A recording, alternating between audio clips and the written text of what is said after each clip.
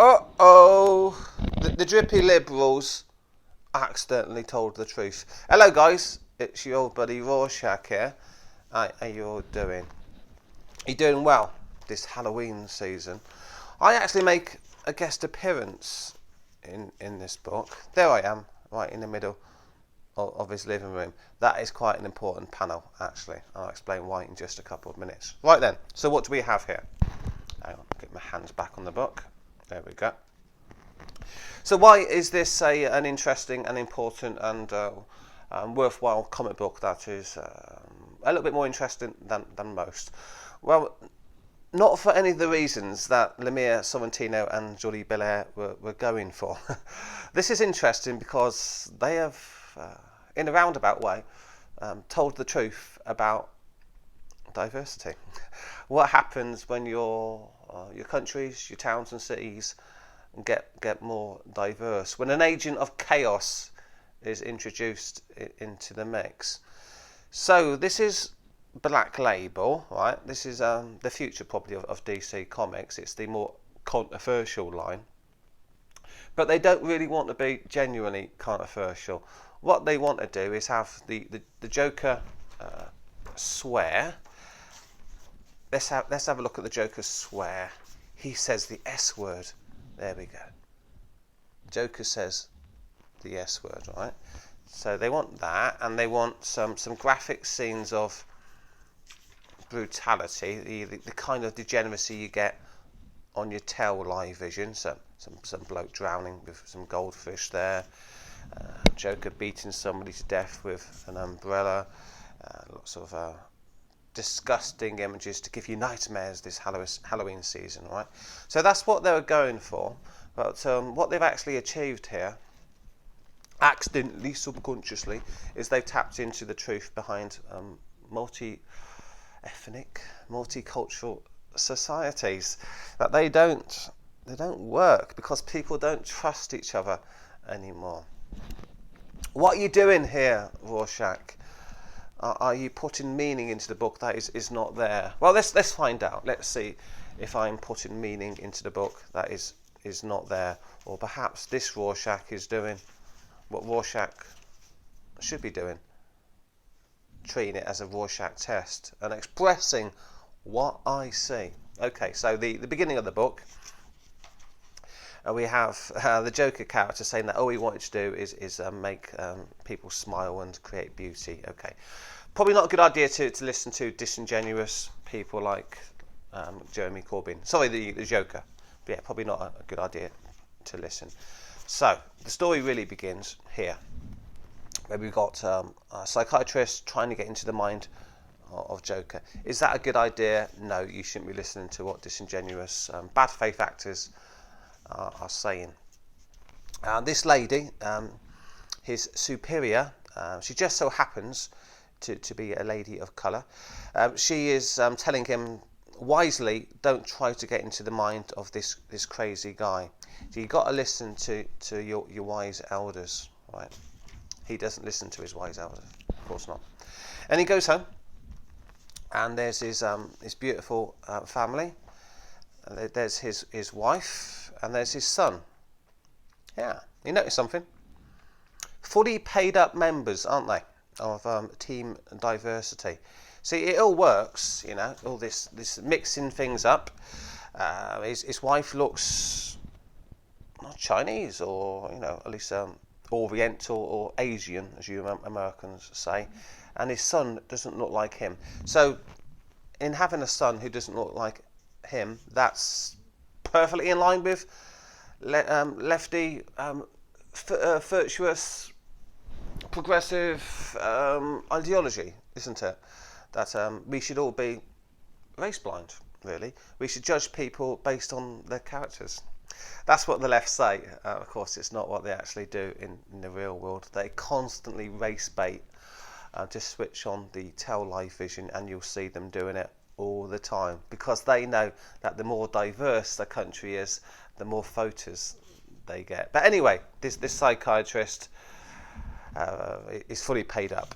He's got his membership badge, like Jeff Lemire, like Andrea Sorrentino and Julie Belair do, of team diversity.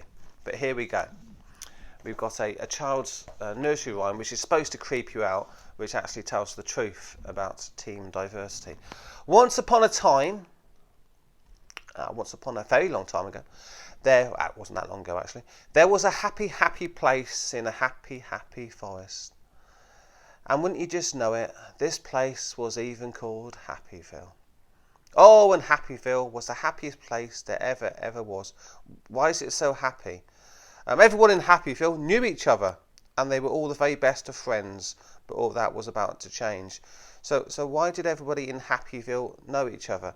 Perhaps they had some shared cultural bonds. It doesn't look like they've got anything to share there, does it? Because we've got different animals all getting on. We've got the white rabbits, we've got the brown bears, and we've got the busy bees. So they're all very multi-animalistic. This is the utopian dreamlands that the lefties dream of, that they envision. This is not what cities look like, is it? When towns and cities and countries get more diverse, trust starts to fade away, starts to diminish. People don't go out so much. They tend to stay indoors, watch a lot of Netflix, and not even know who their neighbours are. So the words and pictures do not align.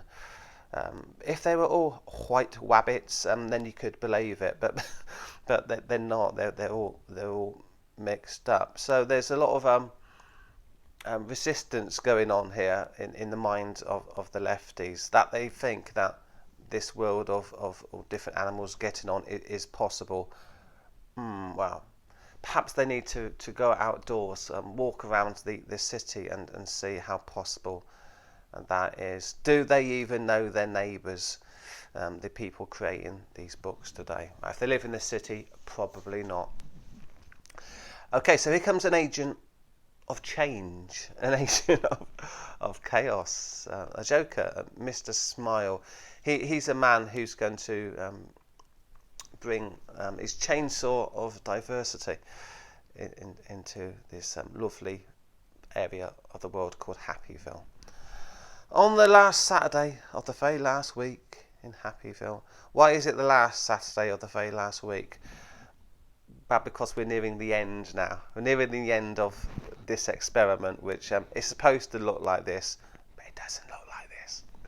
Okay, so on the last Saturday of the last week in Happyville, a new friend came to town. He called himself Mr. Mr. Smiles. And boy oh boy was he a character. Yeah, I'm sure he is one heck of a character. Got that high verbal IQ. So he carries the strange thing in his hand, and all the curious critters of Happyville gathered round to see what it was. So he's an entertainer, is Mr. Smiles. He's going to be giving you lots of really great movies to watch. Perhaps this is a stand-in for Hollywood chainsaw.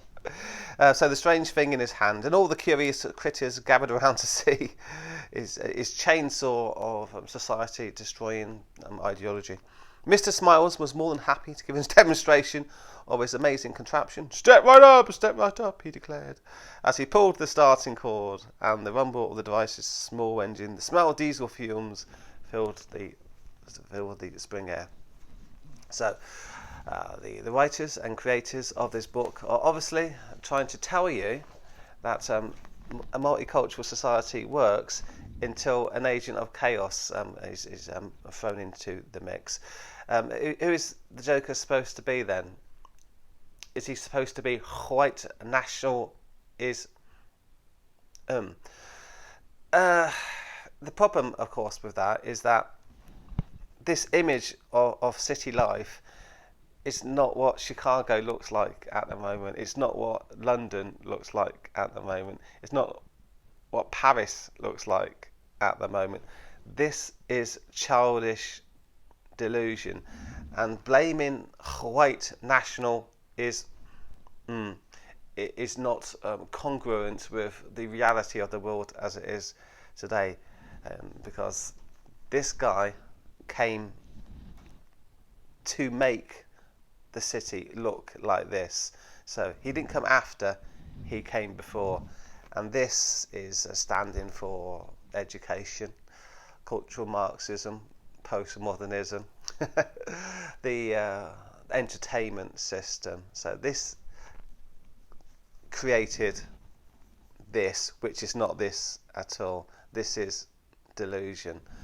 The reality is, walk around any big city in the West today. Right.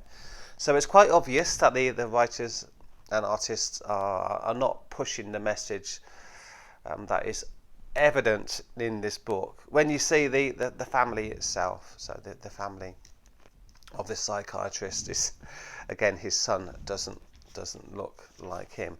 They just want to creep you out. And of course his wife is wiser, smarter, better, braver, and less messed up than he is. And the book just unravels as you would expect it to do in degeneracy. Right. Let's have a look at this quote, by the way, on the back of the book. Right. So as I wrap up this review, I think I've got to the core of what I want to say here. Now, some people will always want to ruin what is beautiful. Indeed, they will. And in the real world, the people who want to ruin what is beautiful are not people like the Joker. They are people who work in the large institutions in the West today.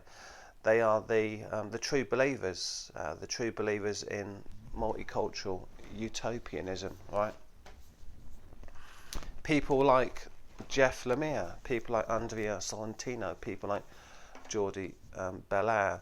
They just wanted to create another slice of degeneracy, but in trying to create another slice of degeneracy, they've accidentally, as artists do tend to do, they've tapped into a greater truth here. The greater truth, of course, being that diversity is not a strength, and that the more mixed up that countries get, the more that trust and community declines.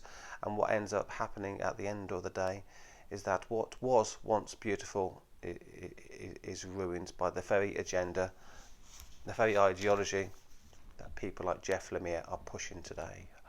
So there we go. That's Joker, Killer Smile. A really good book, but not for any of the reasons that these three people were going for. Hey, you gave us a clue in the middle here. A clue that maybe even the people creating the books themselves did not see. Okay guys, that's it. I think I said all I want to say. Right, thanks for checking out the review. Hopefully it manages to survive on Google. They're listening with those algorithms. They're all fully paid up members of the same society destroying ideology as these three writers. But I tell you what, there's one thing about the truth. It does tend to get out there, despite the best efforts of people trying to hide it and convince even themselves that reality is not reality, that it's some kind of utopian childish tale which in no way whatsoever looks like the world that they are creating. Right guys, that's it for me. Cheers, take care, and I'll catch you all later. Keep smiling.